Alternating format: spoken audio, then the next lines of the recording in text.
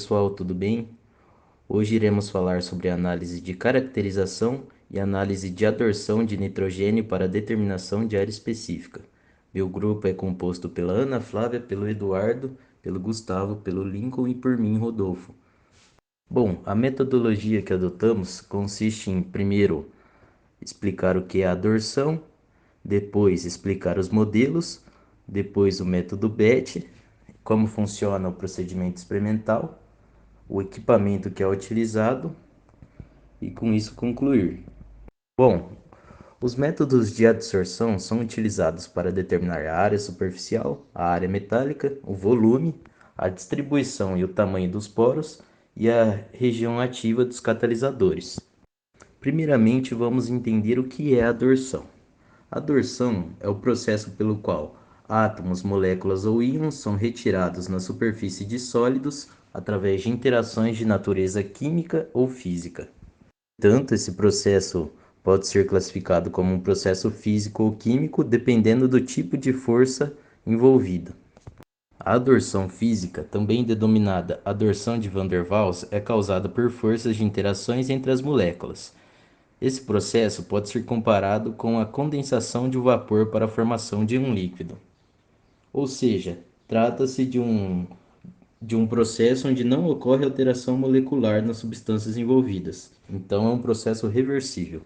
Já a adsorção química, ou quimiossorção, envolve interações específicas entre o adsorvente e o adsorvato, com energia quase tão alta quanto a de formação de ligações químicas. Bom, como esse processo consiste em uma reação química envolvendo elétrons, ele é considerado muito mais forte do que a adsorção física. Nesse processo também ocorre alteração molecular das substâncias envolvidas, ou seja, ele é um processo irreversível.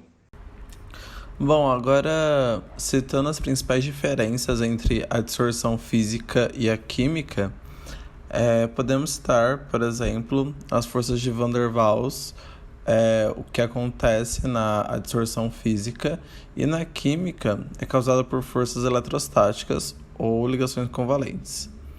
Na adsorção física não há transferência de elétrons, já na química há transferência. Na física, o fenômeno pode acontecer com qualquer espécie, já na química, o fenômeno é específico e seletivo.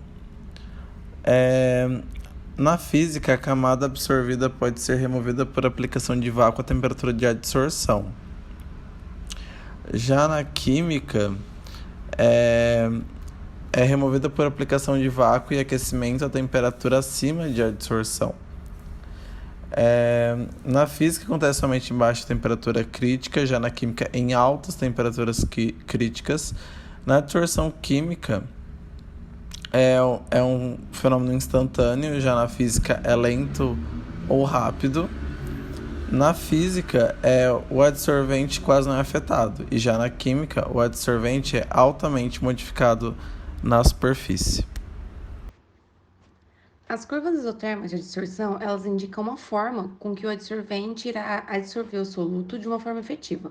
Elas podem indicar se a purificação requerida pode ser obtida e fornecer uma estimativa da quantidade máxima que o soluto pode ser adsorvido. As curvas isotérmicas, elas podem ser definidas de acordo com a quantidade máxima de soluto retida no adsorvente no equilíbrio, em função da sua concentração, também no equilíbrio. Nessa imagem apresenta alguns tipos de curva, por exemplo, a isoterma linear, que sai da origem, que indica que a quantidade adsorvida é proporcional à concentração do fluido, não sendo possível indicar a capacidade máxima de adsorção. A isoterma côncava, ela é chamada de favorável, já que ela consegue absorver altas quantidades mesmo estando em baixas concentrações. A isoterma convexa, ela é chamada de desfavorável, já que ela tem uma baixa capacidade de remoção em baixa concentração. Outra maneira de classificar as isotermas de adsorção, elas são através da classificação de Brunner ou Peirce.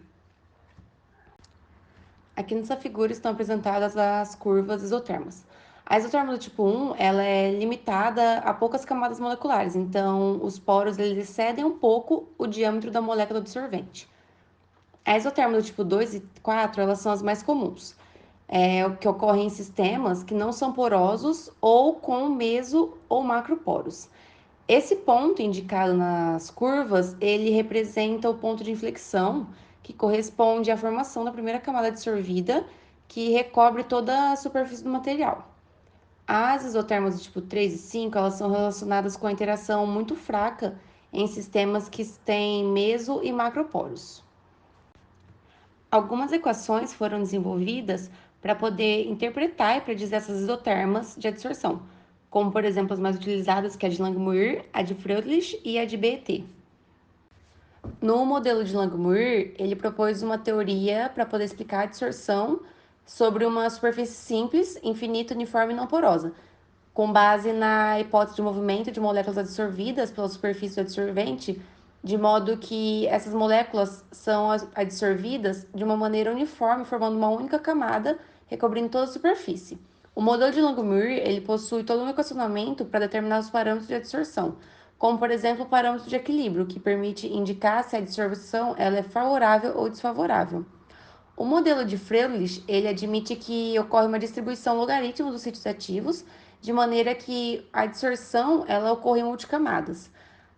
Assim como a de Langmuir, o modelo de Freundlich ele permite a determinação de parâmetros de adsorção.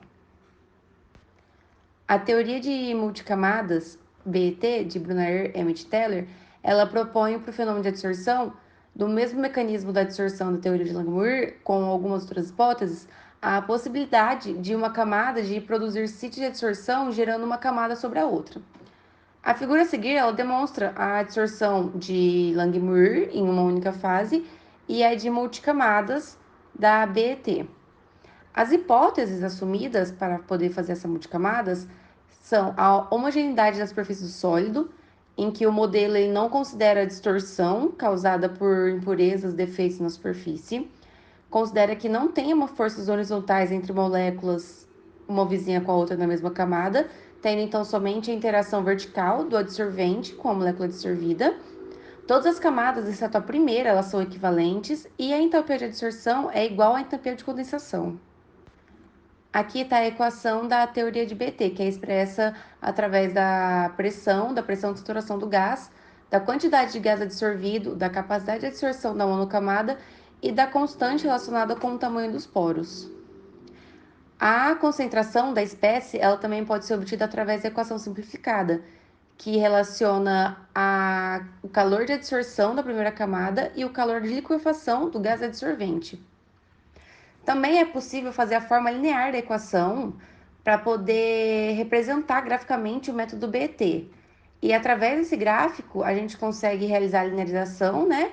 E determinar uma equação que se assemelha à forma linear da equação, que por sua vez permite determinar o volume necessário para poder cobrir a monocamada.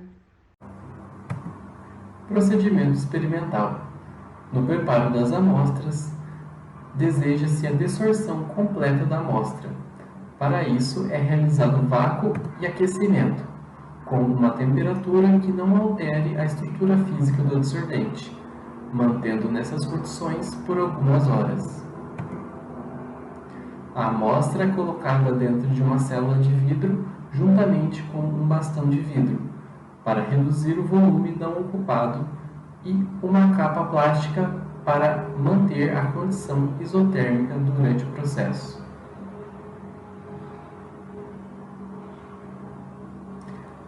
A amostra precisa ser refrigerada sobre nitrogênio líquido durante toda a análise, com a finalidade de favorecer a predominância de interações entre o adsorvente e o adsorvato, tornando assim possível uma melhor mensuração da quantidade de material adsorvida.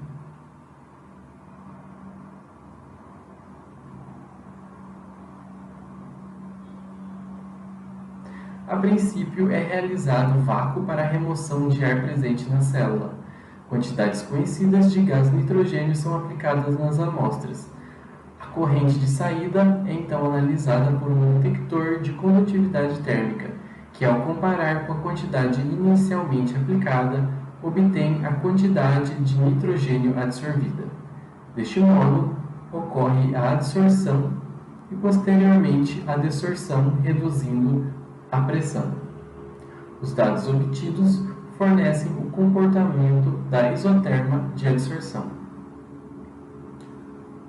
Utilizando pontos com pressões relativas entre 0,05 e 0,3, a equação de Bethe linearizada obtém dos valores de coeficiente angular e linear o volume de gás absorvido em uma monocamada por toda a superfície do sólido. Com este volume e com os dados referentes ao adsorvato, é possível obter o valor correspondente à área específica. Exemplos de catalisadores caracterizados pelo método BET. Existem vários catalisadores que são caracterizados por esse método, mas escolhemos alguns com aplicações interessantes, como, por exemplo, o catalisador de rutênio ou irídio, suportado em alumina. Esses catalisadores, eles decompõem a hidrazina, gerando gases quentes como H2, N2 e NH3. E uma utilização interessante para eles são em sistemas micropropulsivos de satélites, para ajuste e circularização da órbita. Então, essa reação de geração de gases quentes permite a propulsão desses satélites para que eles consigam circular no espaço. E uma outra utilização são em sistemas de imersão de submarinos em emergência, que também utilizam sistemas geradores de gases, que mostra ser uma boa substituição para o sistema convencional de ar comprimido. Outro exemplo de catalisador que a gente escolheu caracterizado pelo método BET são os catalisadores à base de cobalto. Esses catalisadores, eles sempre são acompanhados por um suporte, geralmente a alumina, por serem muito caros. Na indústria, o uso mais tradicional desses catalisadores de cobalto é para promover reações que envolvem a hidrogenação do monóxido de carbono. O espectro de produtos gerados inclui desde o metano até hidrocarbonetos de cadeias mais longas, tipicamente encontradas no óleo diesel e em óleos pesados. Uma outra aplicação interessante para esses catalisadores é da utilização deles nas reações de síntese de nanotubos de carbono, que são estruturas estudadas há pouco tempo, que possuem várias aplicações tecnológicas diferentes que se mostram ser muito promissoras. E entrando especificamente nesses catalisadores à base de cobalto, nós encontramos um artigo de um projeto de iniciação científica de um congresso de engenharia química da UFSCar. Então, nós pegamos esse artigo como referência, porque ele faz, o estudo da síntese e da caracterização do catalisador à base de cobalto. E essa caracterização é feita pelo método de BET. E para realizar essa caracterização, o autor ele faz uma análise de fissorção de N2 pelo método, fazendo a caracterização do óxido de cobalto em alumina. Com essa análise, é determinado valores de volume e de diâmetro de poros e também a área superficial. Então aqui nós podemos ver os resultados dessa análise de fissorção, em que o autor ele compara, a amostra da alumina pura, ou suporte, com a amostra da alumina impregnada com a fase ativa, o catalisador de cobalto, em que ele consegue esses valores de volume, de área superficial e diâmetro do poro do catalisador caracterizado. Observa-se, através dos resultados apresentados na tabela, que houve uma redução de aproximadamente 10% nos resultados da área superficial e do volume, e 16% de diminuição no diâmetro do poro, após a impregnação do cobalto. Este resultado é esperado devido ao bloqueio dos poros do suporte pelo óxido de cobalto, formado pela decomposição dos sais impregnados.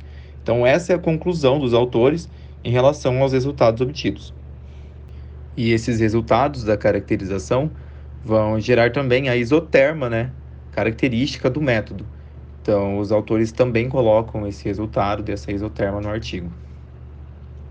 E a conclusão dos autores em relação a essa isoterma, aqui embaixo, resumidamente, os autores identificando as regiões das curvas e concluindo principalmente a característica do material, em que eles concluem que é um material mesoporoso. Aqui estão as nossas referências utilizadas e obrigado pela atenção.